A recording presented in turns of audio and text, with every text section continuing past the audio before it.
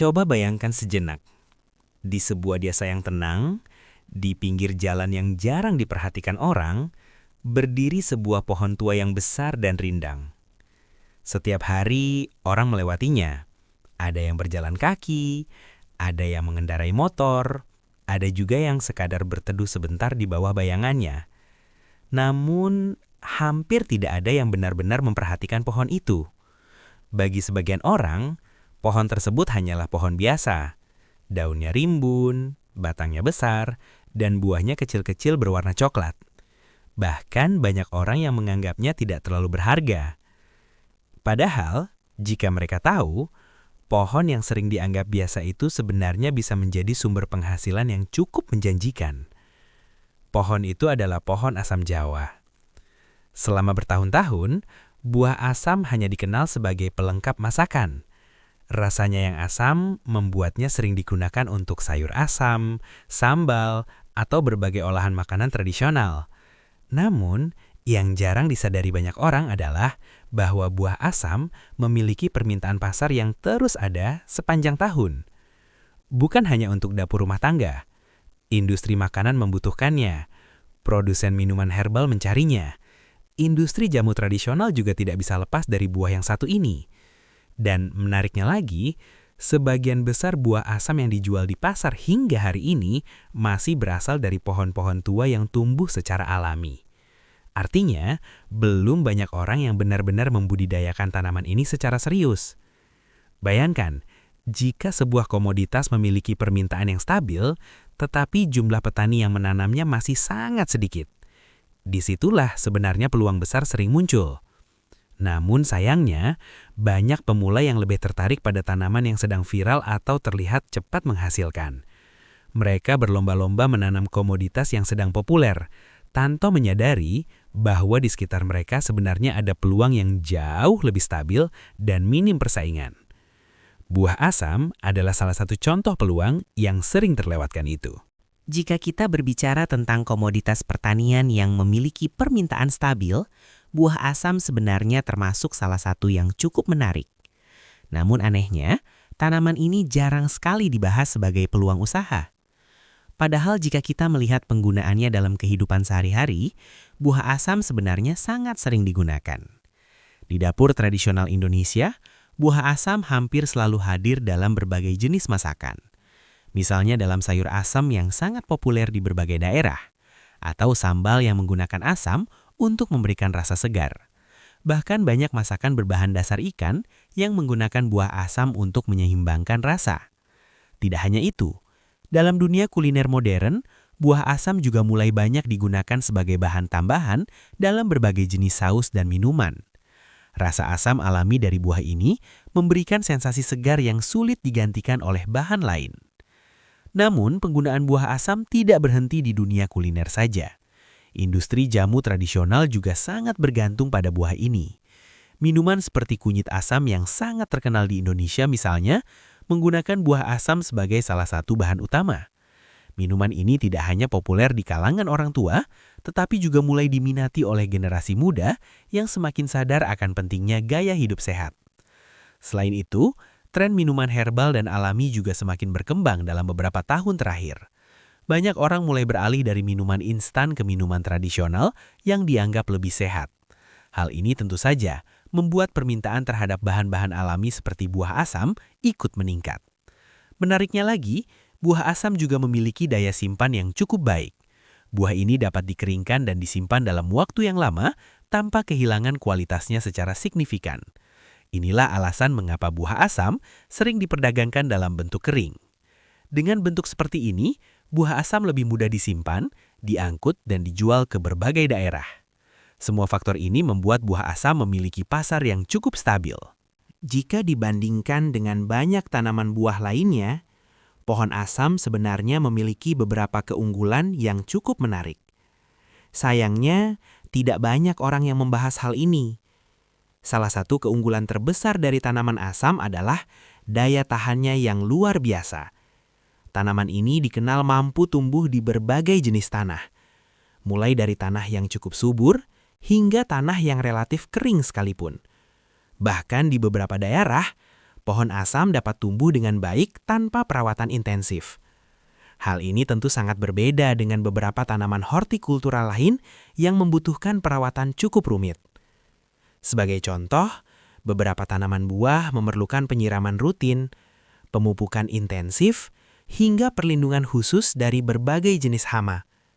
Sementara itu, pohon asam dikenal sebagai tanaman yang jauh lebih tangguh. Tanaman ini mampu bertahan dalam kondisi cuaca panas maupun musim kemarau yang cukup panjang. Akar pohon asam yang kuat mampu mencari sumber air jauh di dalam tanah. Inilah alasan mengapa pohon ini sering ditemukan tumbuh besar bahkan di daerah yang cukup kering. Selain itu, pohon asam juga memiliki umur yang sangat panjang.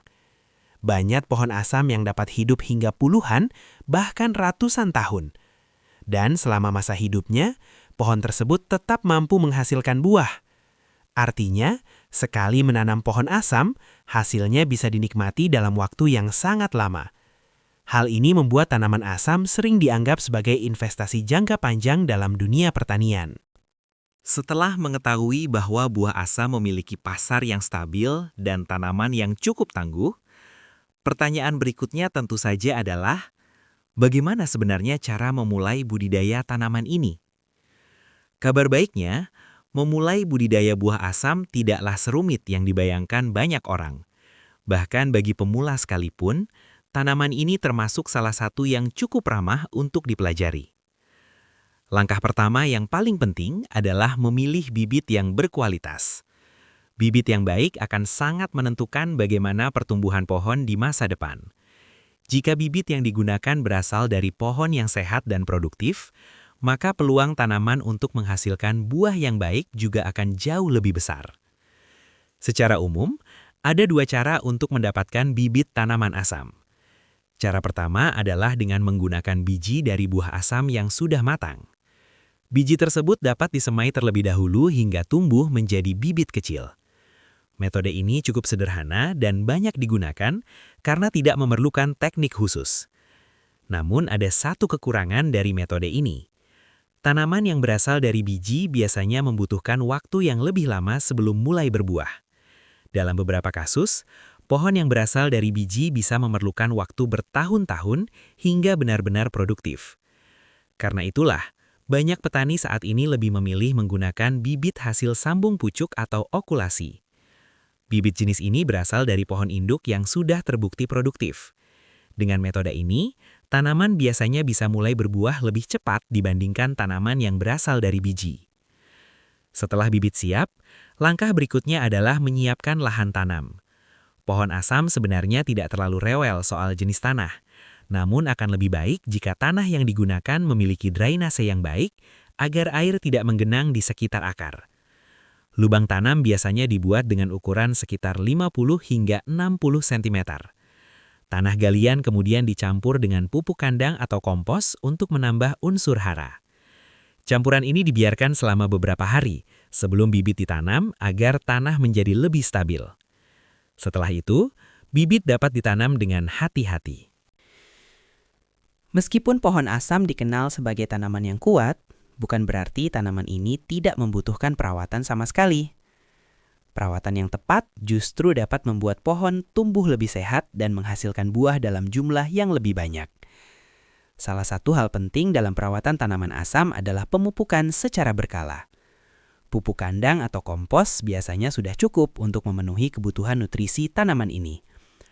Pemupukan dapat dilakukan beberapa kali dalam setahun, terutama pada awal musim hujan ketika tanaman mulai aktif tumbuh. Selain pemupukan, pemangkasan cabang juga menjadi bagian penting dalam perawatan pohon asam. Cabang yang terlalu rapat atau tumbuh tidak teratur sebaiknya dipangkas agar sinar matahari dapat masuk dengan lebih baik ke seluruh bagian tanaman. Pemangkasan juga membantu meningkatkan sirkulasi udara di sekitar pohon, sehingga tanaman menjadi lebih sehat dan tidak mudah terserang penyakit. Selain itu, area di sekitar tanaman juga perlu dijaga kebersihannya. Gulma atau rumput liar yang tumbuh di sekitar pohon dapat bersaing dengan tanaman dalam menyerap nutrisi dari tanah. Karena itu, membersihkan area sekitar tanaman secara berkala dapat membantu pertumbuhan pohon menjadi lebih optimal. Pada masa awal pertumbuhan, tanaman juga sebaiknya dilindungi dari gangguan hewan atau kerusakan mekanis. Misalnya dengan memasang penyangga atau pelindung sederhana di sekitar tanaman. Semua perawatan ini sebenarnya tidak terlalu rumit. Namun jika dilakukan secara konsisten, hasilnya bisa sangat berpengaruh terhadap kualitas dan jumlah buah yang dihasilkan di masa depan. Ketika pohon asam sudah tumbuh besar dan memasuki masa produktif, inilah saat di mana kerja keras mulai menunjukkan hasilnya. Satu pohon asam dewasa biasanya mampu menghasilkan buah dalam jumlah yang cukup banyak. Dalam satu musim panen, sebuah pohon bahkan dapat menghasilkan puluhan hingga ratusan kilogram buah. Jumlah ini tentu bisa berbeda-beda, tergantung usia pohon, kondisi tanah, serta perawatan yang diberikan. Namun yang jelas, potensi hasil dari satu pohon saja sebenarnya sudah cukup menarik. Apalagi jika dalam satu lahan terdapat beberapa pohon yang ditanam secara teratur. Buah yang dipanen biasanya dapat dijual dalam beberapa bentuk. Sebagian petani menjual buah asam dalam kondisi segar. Namun banyak juga yang memilih untuk mengolahnya menjadi asam kering karena bentuk ini lebih tahan lama dan lebih mudah disimpan.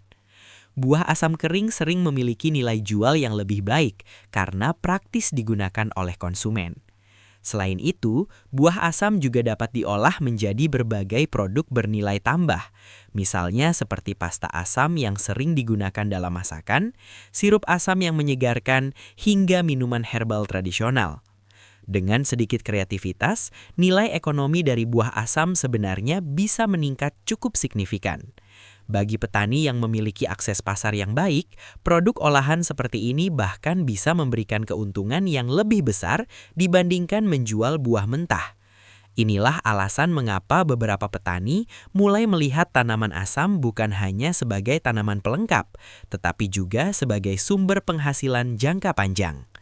Dan yang paling menarik, setelah pohon mencapai ukuran besar, biaya perawatannya biasanya menjadi jauh lebih rendah.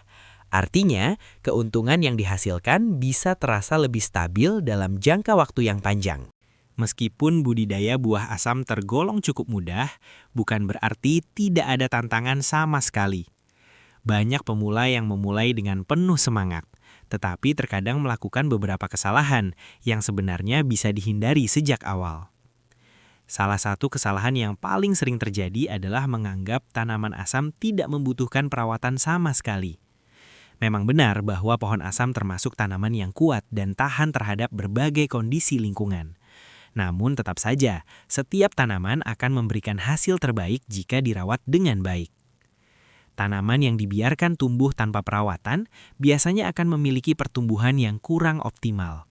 Cabangnya bisa terlalu rimbun, buah yang dihasilkan tidak terlalu banyak, atau kualitas buahnya kurang baik.